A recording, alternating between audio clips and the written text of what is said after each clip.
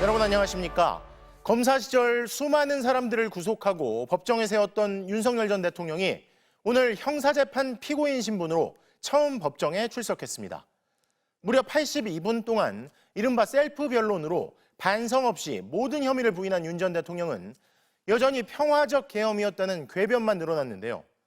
검찰은 윤 전 대통령의 행위가 국헌문란의 목적으로 폭동을 일으킨 내란죄에 해당한다고 재확인했습니다. 첫 소식 조희원 기자가 보도합니다.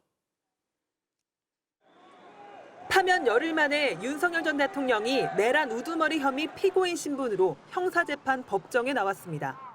법원이 지하주차장을 통한 출석은 허용하고 재판부가 법정 내부 촬영은 불허하면서 피고인석에 앉은 윤 전 대통령 모습은 언론에 공개되지 않았습니다.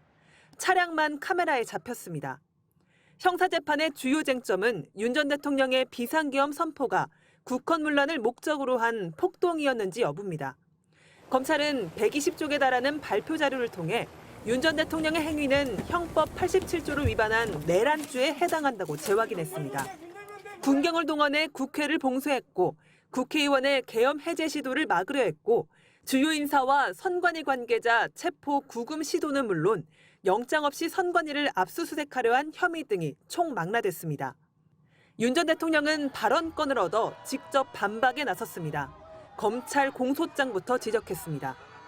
윤 전 대통령은 몇 시간 만에 비폭력적으로 국회의 해제 요구를 즉각 수용해 해제했다는 기존 논리를 반복했습니다. 자신의 26년 검사 경력까지 언급하면서 도대체 어떤 논리로 계엄이 내란죄가 되는지 도저히 알 수 없다고 반박했습니다. 조서를 모자이크식으로 붙인 수준이라며 검찰을 깎아내렸습니다.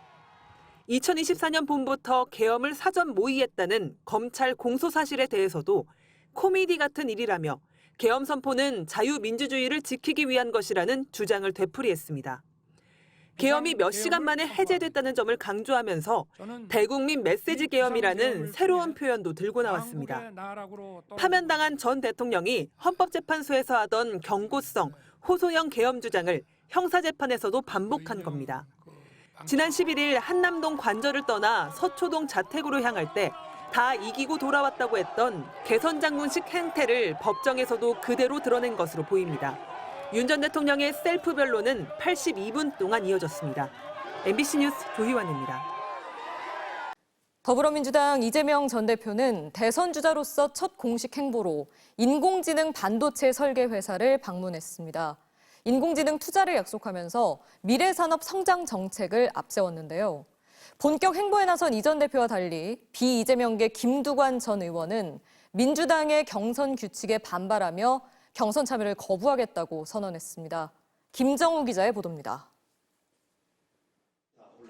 더불어민주당 이재명 전 대표가 손바닥만한 인공지능 칩을 들고 살펴봅니다. 우리 국가 공동체가 어떤 역할을 통해서 인공지능 사회에 대비해 나갈지를 우리가 한번 살펴봐야 될 것 같고. 당내 경선 첫 행보로 AI 반도체 업체를 찾은 이 전 대표는 첫 공약으로 AI 투자 100조 원 시대, AI 3대 강국 도약을 제시했습니다.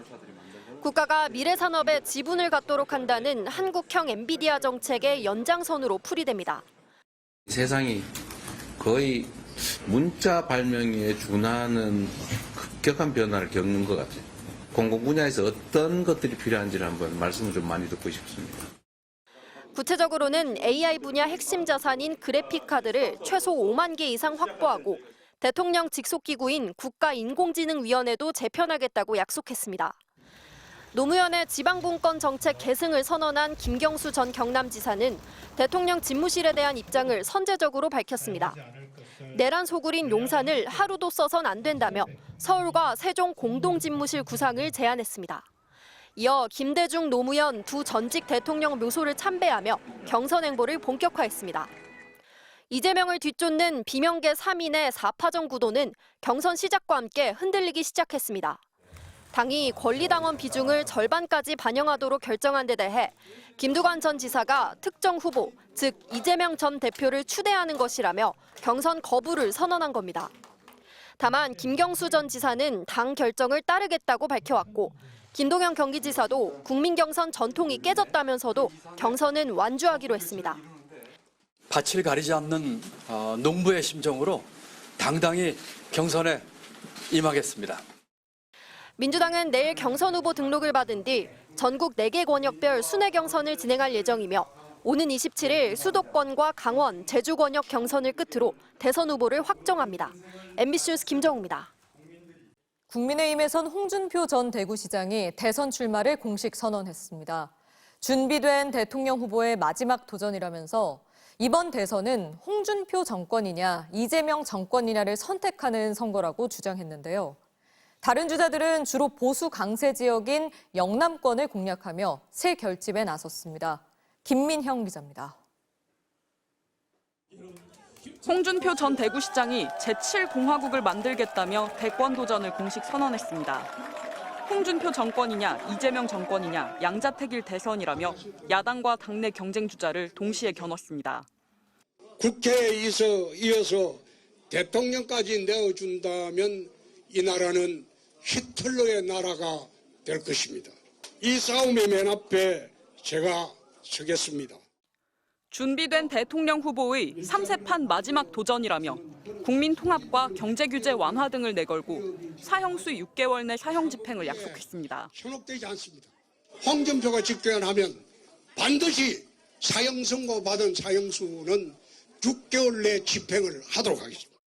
김문수 전 장관은 경북 안동을 찾아 하면 된다는 박정희 정신을 되새겨야 할 때라며 보수층 표심에 호소했고 부산을 찾은 안철수 의원은 산업은행 부산 이전 등 부울경을 겨냥한 공약을 내놨습니다. 나경원 의원은 이명박 전 대통령을 만났고 유정복 인천시장도 국민의힘 경선 후보 등록을 마쳤습니다. 국민의힘 지도부는 한덕수 차출론에 대한 일부 후보들의 반발을 의식한 듯 특정인을 옹립하는 일은 없을 것이라며 진화에 나섰습니다. 그러면서 한덕수 총리를 무소속으로 출마시켜 대선 직전 국민의힘 후보와 단일화를 시도할 거라는 친한계의 주장을 강하게 반박했습니다. 당의 화합을 해치는 발언에 대해서는 결코 좌시하지 않고 엄중히 책임을 물을 것입니다. 지금까지 8명이 출사표를 던진 국민의힘은 1차 경선을 거쳐 22일에 4명으로 후보를 압축할 예정입니다. MBC 뉴스 김민형입니다. 한양대 에리카 캠퍼스 무용학과의 한 교수가 학생들에게 술 접대를 강요하고 갑질을 일삼았다는 의혹이 제기됐습니다. 저희 취재진이 당시 부적절한 술자리가 있었음을 의심케 하는 녹취와 해당 의혹에 대한 한양대 조사 보고서를 확보했는데요. 먼저 이지은 기자의 단독 보도입니다.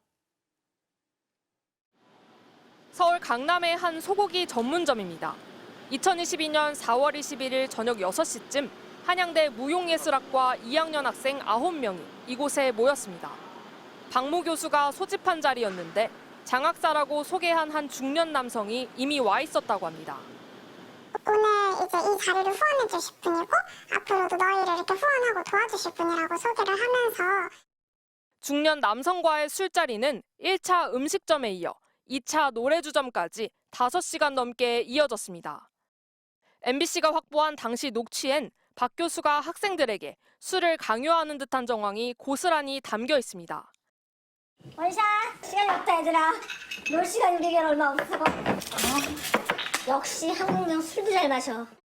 학생들은 박 교수가 분위기를 띄우라며 춤까지 추게 했다고 기억했지만 곧바로 문제 제기를 할 순 없었다고 말했습니다. 무용 분야에선 학점부터 진로까지 교수의 권한이 절대적이기 때문입니다. 그러나 이후 박 교수의 요구가 더해지자 학생들은 작년 5월 교수를 교내 인권센터에 신고했습니다. 한양대는 무용예술학과 재학생 전원을 상대로 조사에 착수했고 술자리 접대 외에 박 교수의 갑질 의혹이 추가로 드러났습니다.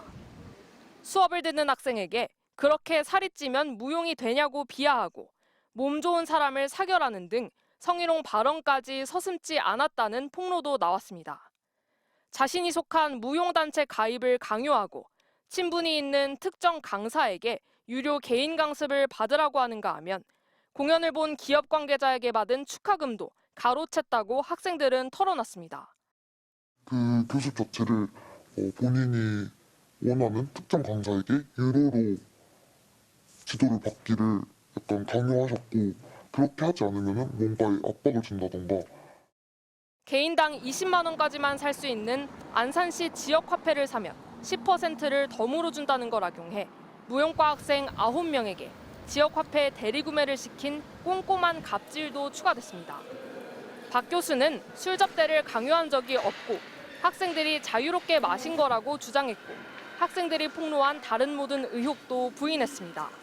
하지만 한양대는 외부 법률 자문을 거쳐 박 교수의 성희롱과 인권 침해, 괴롭힘이 인정된다고 보고 박 교수를 해임하기로 의결했습니다.